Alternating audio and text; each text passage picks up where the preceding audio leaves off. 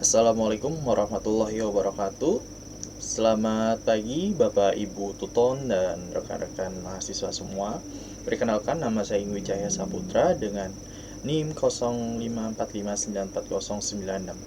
Oke, di sini saya akan mengerjakan tugas 2, membuat sebuah video dengan mata kuliah pemrograman berbasis desktop. Oke, di sini kita sudah mendapatkan soalnya ya, teman-teman. Jadi untuk tugas 2 ini yaitu tugas praktik membuat video. Yang pertama itu di sini kita baca mampu mengimplementasikan penggunaan tipe data, variable identifier, dan keyword pada kelas objek dan method. Kemudian 2, mampu mengimplementasikan array dan atau string dalam method.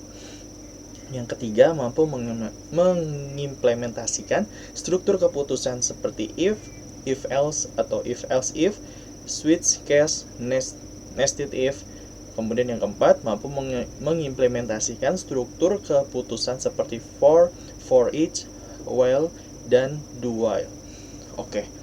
Nah, di sini itu kita disuruh membuat sebuah program. Itu ada contohnya, itu ada input menu restoran, kemudian ada bagaimana cara pemesanan, juga menghitung total biayanya, dan juga mencetak struk pesanannya tersebut. Oke, kita masuk di sini ya teman-teman. Kita memakai aplikasi Visual Studio Code. Di sini saya sudah membuat sebuah programnya tersebut. Oke, untuk contohnya itu kita membuat sebuah program itu yaitu daftar menu restorannya itu ada apa aja sih. Di sini saya ada membuat 4 menu makanan dan juga 4 minuman.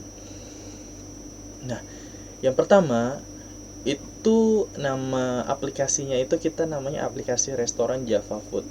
Nah, untuk nanti sistem out yang akan terprint itu, yang pertama itu ada menu pelanggan atau pemesanan, kemudian yang kedua ada manajemen menu sebagai pemilik, dan juga bagaimana cara keluar dari aplikasi tersebut, seperti itu. Oke, di sini kita bedah struktur menu Java-nya terlebih dahulu ya teman-teman.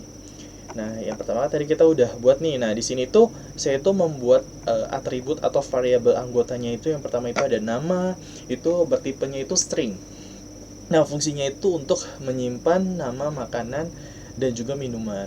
Dan juga ada harga, itu kita pakai tipenya itu double untuk mengakomodasi nominal harga agar supaya akurat dalam perhitungan desimal ataupun pecahan. Dan kita juga untuk kategori itu kita pakai datanya string juga ya teman-teman. Jadi itu berfungsinya untuk mengelompokkan item tersebut, termasuk itu contohnya makanan dan juga minuman gitu. Nah, ini kan kita sudah buat contohnya ya. Ini kan tadi ada data stringnya itu untuk menu pesanan, menu manajemen, seperti itu. Oke, kita scroll ke bawah. Nah, ini ya teman-teman. Untuk inisialisasi minimal 4 menunya dan 4 minumannya itu contohnya ini ya, ada nasi goreng, kemudian ada daftar harganya berapa, ayam bakar taliwang harganya berapa, dan juga ada contoh minumannya es teh manis dengan harga berapa. Nah, itu untuk dari daftar menunya ya teman-teman. Oke. Nah, kemudian kita menampilkan menu yang dikelompokkan berdasarkan yang tadi sudah saya jelaskan ya, berdasarkan kategori, yang ada daftar menu makanan dan juga ada daftar menu minuman, seperti itu. Nah, untuk menampilkan sebuah objek menu item ini berdasarkan nomor tampilannya ya, dia akan cek menu dulu sesuai dengan urutan yang akan tampil. Jadi contohnya seperti ini. Oke, kemudian nah, di dalam method main itu terdapat perulangan ya teman-teman, atau while. Jadi berjalan, yang bertugas itu untuk menjaga aplikasi itu agar tetap menyala sampai user itu memilih opsi keluar, seperti itu. Di dalamnya itu terdapat kayak struktur keputusan dari switch case gitu ya teman-teman. Nah, contohnya jika pengguna menginput teks acak itu di luar misal 1, 2, atau 3, nah blok default itu akan mengeksekusi peringatan nih. dan perulangan while. Jadi akan memaksa menu utama muncul kembali seperti itu. Nah, ini kan tadi ada contoh alur pemesanannya ya. Jadi ini tuh kita menggunakan kombinasi perulakan tak terbatas, yaitu while true, dan mekanismenya itu penangkapan error seperti try catch gitu. Nah, kita itu untuk penginputan itu kita pakainya looping input. Jadi pelanggan atau customer akan terus diminta nih memasukkan kayak contohnya nomor menu, dan perulangan baru akan terhenti atau break. Dan hanya jika pelanggan itu mengetik kata selesai gitu. Nah, ini contohnya ya. Contoh fitur pemesanan ya. Oke. Nah, dia akan muncul nih nomor menunya. Misal kalau nomor menunya tidak ditemukan, dia akan print out itu tidak ditemukan. Dan juga jumlah porsi atau jumlah pemesanannya berapa, seperti itu. Nah, kemudian ini contoh struk pembayarannya seperti itu. Nah, jadi dari penilaian indikator struktur keputusan di dalam method ini tuh program melakukan perhitungannya itu sistemnya berjenjang ya teman-teman.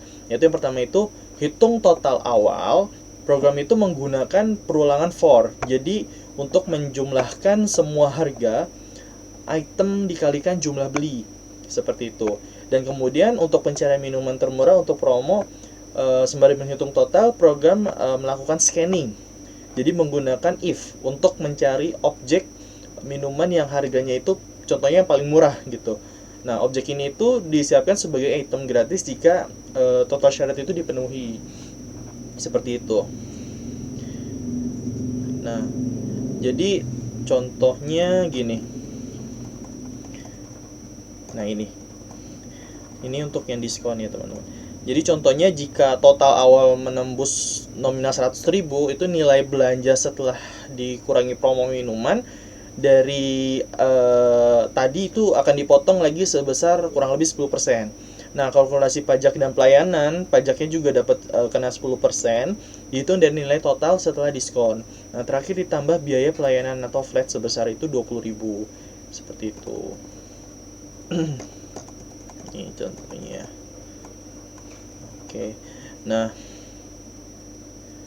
keseluruhan jadi nilai cetaknya itu rapi ke layar menggunakan sistem outprint agar angka desimalnya itu rapi sebelum format mata uangnya itu keluar gitu. Nah, jadi nanti akan terprintnya seperti ini untuk struknya. Nah, kemudian kita masuk ke fitur manajemen memisahkan 3 fungsi utama pemilik tokonya tersebut ya. Yang pertama itu ada bagian tambahkan menu baru. Nah, itu meminta input nama, harga, kategori. Di sini terdapat validasi ketat menggunakan perulangan while agar input kategori harus terus antara makanan atau minuman. Kemudian di sini ada ubah harga menu dan hapus menu. Hapus menu restoran ya. Nah, sistem akan menampilkan seluruh menu nih lengkap dengan nomor indeksnya. Jadi pemilik memilih nomor menu yang ingin dieksekusi tersebut. Kemudian di sini mekanisme konfirmasinya itu ada keterangannya ya atau tidak seperti itu.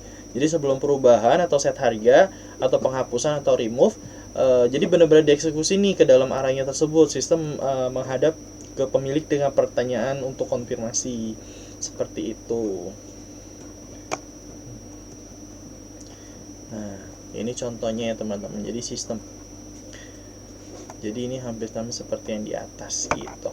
Nah, jadi jika pemesanan itu valid akan diproses, dan ketika memang tidak valid itu akan ada notifikasi input tidak valid, masukkan angka ulang. Jadi seperti itu sih teman-teman. Oke. Jadi mungkin ini penjelasan dari saya. Kita akhiri ya teman-teman, Bapak Ibu tutor. Terima kasih. Semoga yang saya jelaskan ini dapat dipahami dengan baik. Wassalamualaikum warahmatullahi wabarakatuh. Terima kasih.